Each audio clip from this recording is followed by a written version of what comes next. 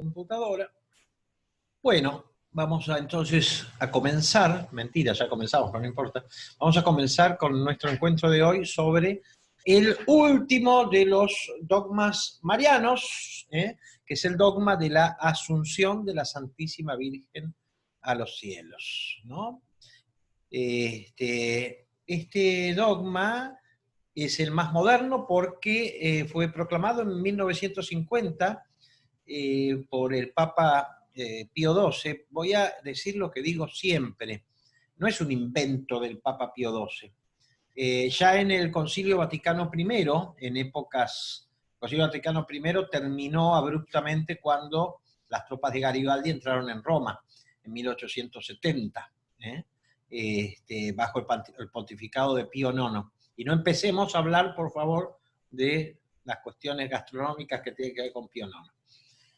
Que todavía no comí el Pío IX que me merezco de aquel día.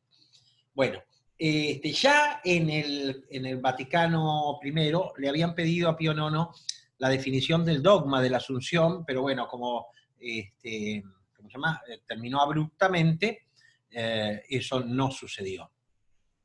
Por otro lado, no me adelanto, pero vamos a ver que es una creencia muy antigua dentro de la comunidad cristiana. ¿A qué nos referimos con Asunción? Nos referimos a que la Virgen María ya está en cuerpo y alma, en ese estado que no sabemos, porque realmente, digamos, es poca la teología que podemos hacer. La teología que habla sobre lo que sucede después de la muerte se llama escatología. Escatos, lo último. Santo Tomás de Aquino llamaba los novísimos, ¿no? a esto.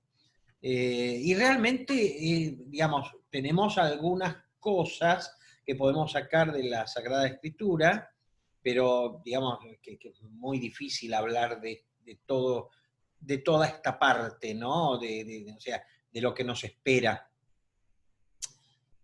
Sabemos que nuestro destino final se define ya en nuestra muerte, ¿no? O sea, que no vamos a tener que esperar el juicio final para ver cómo nos fue, sino que en el juicio particular, que se produce inmediatamente después de la muerte, ya se define si te salvás, te condenás, o tenés que hacer una pasantía, ¿no? En el purgatorio, en donde seguramente nos encontraremos todos los que estamos acá, ¿no? Fer no, porque no va a llegar, ¿entendés? Así que o va a llegar tarde o va a tener alguna excusa, pero todos los demás vamos a estar. Así que podemos aprovechar como para repasar. Es más, posiblemente el purgatorio de ustedes, ¿no? No va a ser con llamas ardientes y monstruos, con tridentes, sino que van a tener que escucharme a mí hablando continuamente durante 400, 500 años, sin parar. Esa va a ser la purificación final para que puedan entrar al cielo libres de toda manchita. Bueno, entonces, no sabemos cómo es el cielo. Siempre imaginamos el cielo como lo alto, ¿no? Esta es una concepción antropomórfica, y el infierno, ínferos, lo bajo. Pero ciertamente que estamos hablando con categorías que no corresponden porque, digamos, en las cosas de Dios no hay ni tiempo ni espacio, por lo tanto, no sabemos un pito de cómo es el cielo. Una dificultad la tenemos en el relato evangélico o sea, Lucas, cuando nos habla de la ascensión del Señor. Una cosa es la ascensión de Jesús, ¿no? Que sube por sus propios medios al cielo de Dios y está sentado a la derecha del Padre, desde donde vendrá con gloria para juzgar a vivos y muertos, y bla, bla, bla. Y otra cosa es la asunción de María, que es su asumida. Asumir es subir, ¿no? Mira, observen, para que vean. ¿Qué dice ahí? ¿Alcanzan a ver? No, no alcanza a ver. No, soy un Dice, alma, pero no sé qué dice. oración PCM. Todavía tengo la... ¿Quiénes rezan a las 19? Ninguno, ya no reza más nadie a las 19, como habíamos quedado hace un tiempo. Cuando me acuerdo, sí. Mira, yo tengo la alarma. en la agenda. Bueno, entonces, es un misterio. A ver, bueno, vamos a ir de a poco porque realmente es un despelote. Esto de estar en el cielo en cuerpo y alma, pero sabemos que Jesús resucitó con su cuerpo, un cuerpo glorificado, nos dice San Pablo, pero también nos dicen los evangelios que comió con los discípulos y los apóstoles. Es un misterio. Y que en un determinado momento, bueno, en uno de los relatos se nos dice que se elevó frente a ellos hasta que una nube lo tapó, ¿no? Y que, bueno, como se dice, que apareció un ángel que les dijo, hombres de Galilea, ¿por qué se quedan mirando al cielo? El que vieron subir va a volver de la misma manera que subió y qué sé yo, ¿no? Muy probablemente estemos en presencia de una figura literaria que tiene mucha presencia en la Sagrada Escritura, en donde se recurre a una figura que es conocida para el lector de la Escritura, porque digamos que tiene una cierta similitud a lo del profeta Elías, ¿no? Que es arrebatado al cielo, ¿no? Y de donde va a volver. Entonces, hay un nombre, pero en este momento no me viene a la cabeza, que es cuando el escritor de un libro sagrado recurre a una imagen que evoca otra de otro libro sagrado. Pero resulta difícil pensar a un Jesús subiendo, viste, como un globo, ¿no? Aerostático, y mucho menos una cosa similar de la Virgen María. Pero en todo caso, lo que está en el fondo de todo esto es que Jesús lo que hace con la Virgen es adelantar lo que esperamos nosotros todos que suceda con nosotros un día, la resurrección de nuestro cuerpo. Cuando uno muere, se decide su destino final, digamos, pero, digamos, ¿qué es la muerte? La muerte es la separación de alma y cuerpo. ¿Mm? El cuerpo se corrompe aquí en la Tierra, o se incinera, últimamente está de moda. El alma es la que accede de inmediato a su destino futuro, que es la salvación, o sea, la bienaventuranza, el cielo de Dios, la condenación, o sea, lo que el Papa Benedicto XVI llamaba la frustración extrema de la existencia, que el primero que la sufre, si esto fuera posible, es Dios, porque es como si vos, por ejemplo, tenés un hijo y pones todas tus esperanzas en tu hijo y tu hijo se transforma en un, no sé, traficante de drogas y cae en cana y después lo matan en la cárcel. O sea, más que enojado vos, papá, mamá, vas a estar muy triste, ¿no? Y un poco la condenación, que es una posibilidad real porque es el mismo Cristo el que varias veces habla de la posibilidad de la condenación. Pero bueno, la condenación no tiene en Dios la misma, digamos, figura que tiene en nosotros los humanos. Porque cuando, por ejemplo, ahora andaba circulando, quizá alguno de ustedes lo haya visto, un videíto en WhatsApp de esos que van y vienen, de un tipo que entra le quiere sacar a una vieja de como 80 años la cartera, la vieja se resiste y le pega una trompada, pero de boxeador, y la hace dar 3 vueltas a la vieja, ¿no?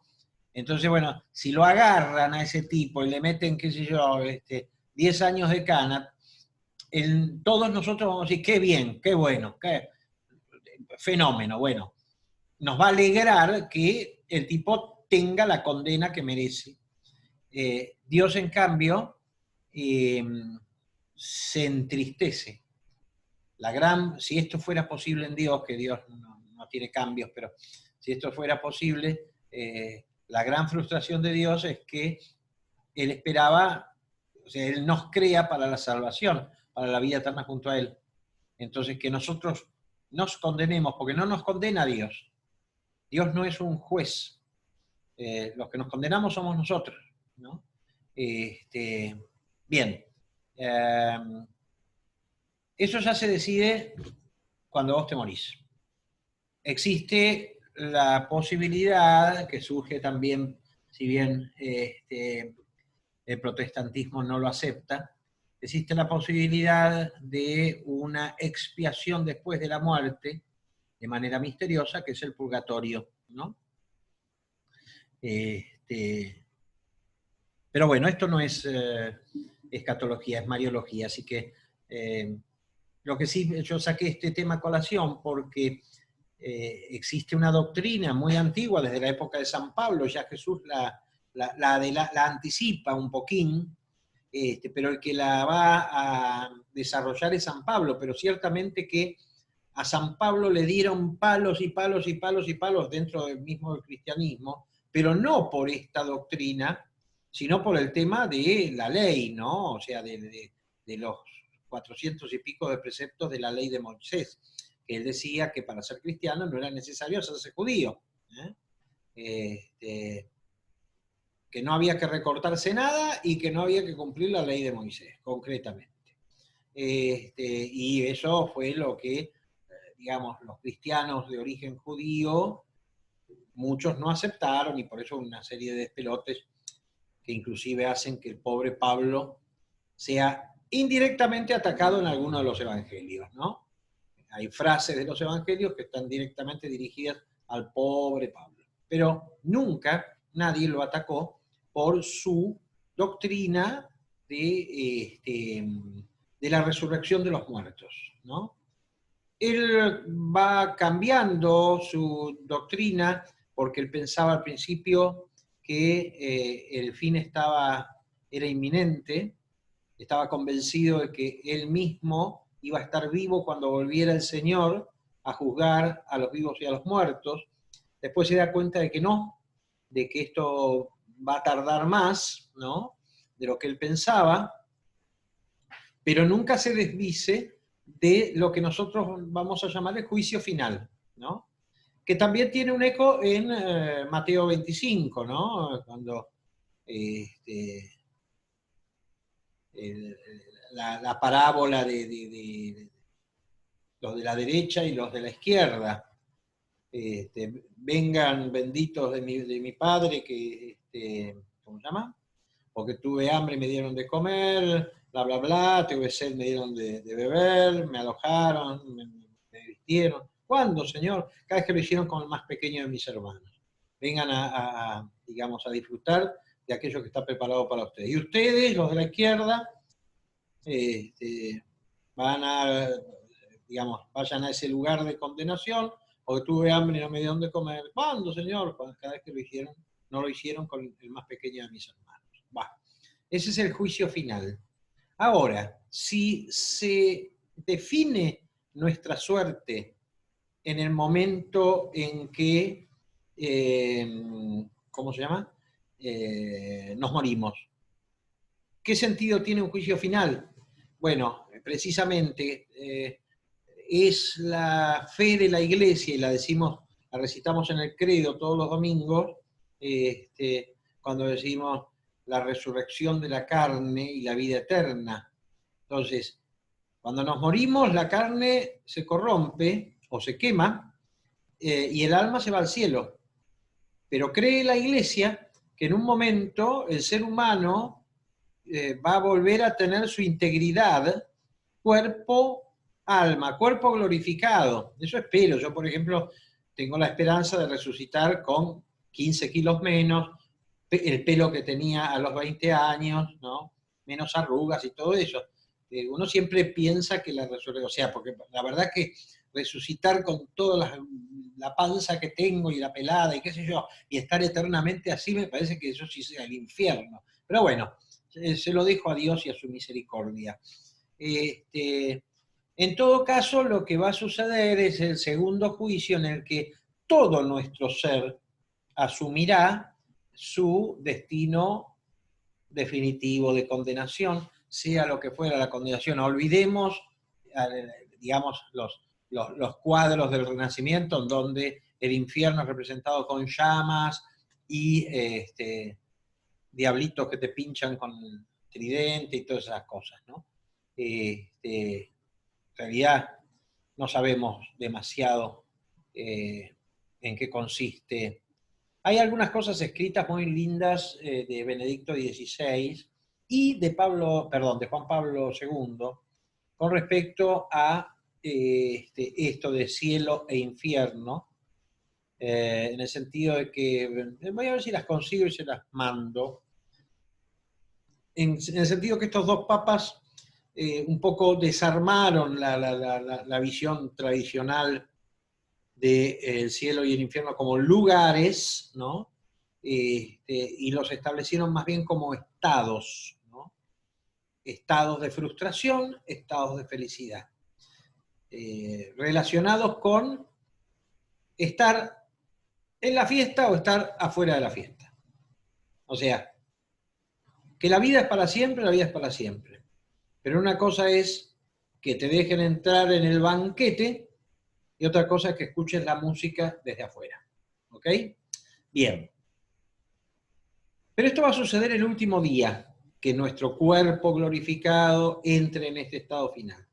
Cree la Iglesia que Jesús adelantó esto con su madre, porque aquella, si bien no hay una relación causal ni puede haberla, pero aquella que fue concebida sin mancha original, que fue destinada desde el principio de los tiempos a que fuera la madre del Dios encarnado, y que vivió su vida sin pecado, bueno, y que sufrió mucho en su vida, merecía esta excepción. Y este es el dogma de la asunción de María al cielo. Debemos entender, obviamente, que el cielo no es arriba, lo acabamos de explicar, ¿no? Que utilizamos esto, o sea, son categorías antropomorfas para entenderlo. ¿Qué es el cielo? El ámbito de Dios. No es temporal, no es espacial. Es el ámbito en donde se realiza. Realizar significa se vuelve acto, se actualiza la voluntad de Dios sobre nosotros para siempre. El plan de Dios se hace presente eterno en el cielo. Es el ámbito donde hay ángeles y todos los coros celestiales, sean cuantos sean. Es el ámbito donde ya se encuentran las almas de las santas y los santos, los bienaventurados. Pero, lo que les decía, nosotros creemos que el destino final de nosotros, los seres humanos, es el cuerpo glorificado, espiritualizado, sin enfermedad, sin envejecimiento, sin todas esas cosas. Y eso pasa luego de la resurrección del último día. Esto es escatología, no nos importa demasiado, pero tiene fundamento en la creencia que es muy propia del pueblo de una gran parte del pueblo de Israel. La secta de los saduceos no creían en la resurrección del último día, ¿no? El Apocalipsis habla de ello y, por supuesto, San Pablo es el gran maestro. O sea, para recapitular, creemos que en el cielo de Dios un día vamos a vivir todos los que se salven en nuestro cuerpo glorificado, o sea, distinto, pero que nos resultará familiar. ¿Cómo?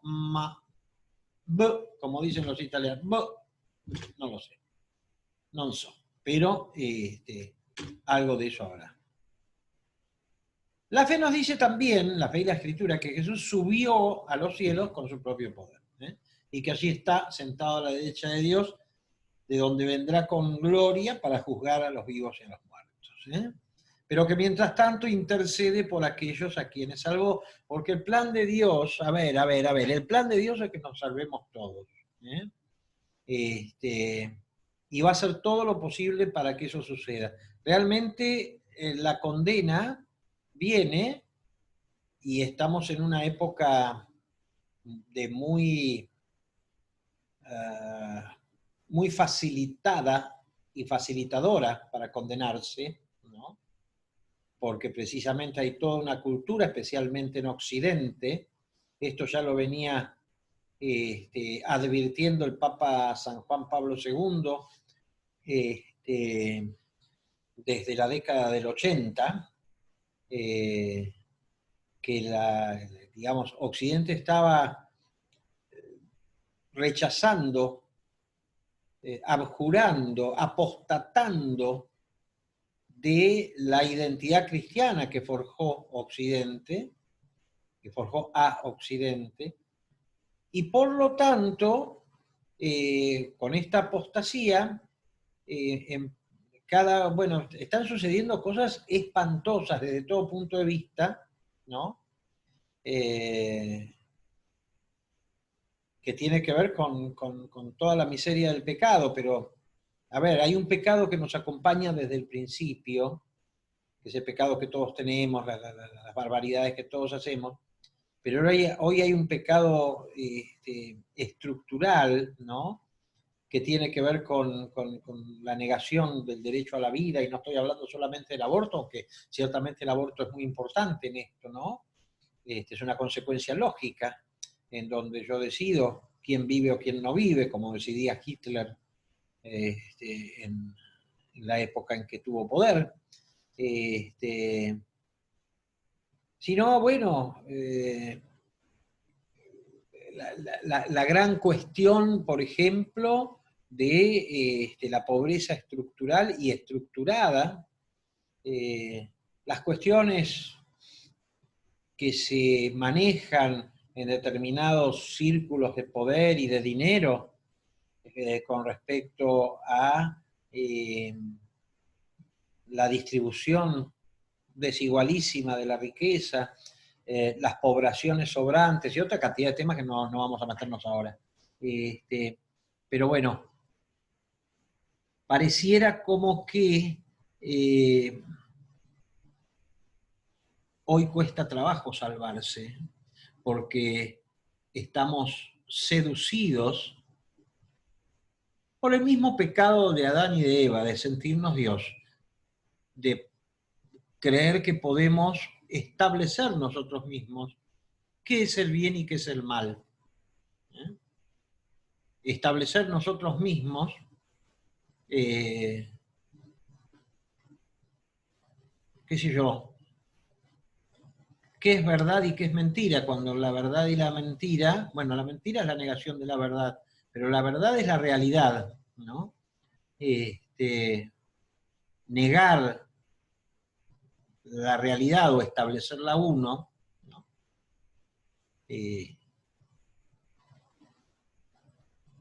Es un poco jugar a ser Dios. No me quiero meter en estos temas porque son temas que ameritan algunas reflexiones específicas, ¿no? Se nos viene una época más que difícil a ustedes, yo ya voy a estar muerto, pero se les viene una época muy difícil con respecto a cuestiones que tienen que ver con la vida, con las ideologías de corte muy materialista, de izquierda o de derecha, en fin, bueno. La cuestión es que entonces volvamos a nuestra materia. Ahí está el pobre Jesús intercediendo por aquellos a quienes salvó y tiene un laburo bárbaro en este tiempo porque realmente la humanidad está derrapando mal, está yendo al barro mal, o sea, además del pecado de siempre, ¿no? estamos creando pecados nuevos y grosos, ¿viste? Y el dogma de la Asunción nos dice que María, por un privilegio especial, o sea, no porque ella tuviera el poder de, sino como don, como regalo, también fue recibida en el cielo ya con la plenitud de la redención. Por eso decimos que María es la plenamente redimida, porque ya, digamos, ella asumió lo que nos espera, o les espera a todos los que sean salvados, ¿no? O sea, la glorificación de su cuerpo mortal. ¿Estamos de acuerdo? Igual, por supuesto, esta imagen que estamos viendo es una imagen, digamos, que nos sirve para nuestras categorías antropomórficas, porque realmente la Virgen no fue llevada al cielo por una multitud de ángeles mientras la gente miraba azorada cómo sucedía eso, ¿eh? Son representaciones muy posteriores. Bien, atención, María murió. Si Jesús murió y resucitó, el que era de condición divina, no hizo alarde de su categoría de Dios, al contrario, padeció una muerte y una muerte de cruz, nos dice Pablo, ¿no? Entonces, María murió también, terminó su vida humana muriendo como cualquier persona.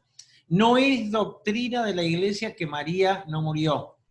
Por eso, como hace la ortodoxia, no es tan bien hablar de la dormición de la Virgen, ¿no? Si Cristo, para asumir plenamente la humanidad y por lo tanto redimirla, se sometió a la muerte, mucho más María que era plenamente humana, ¿eh? Esto tiene que ver, o sea, lo que pasa es que, ¿por qué la ortodoxia habla de que la Virgen no murió?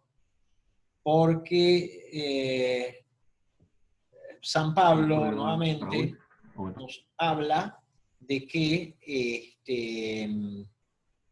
la muerte entró por el pecado de Adán. Pero si decimos que María no estaba contaminada del pecado de Adán, no debería morir, ¿no?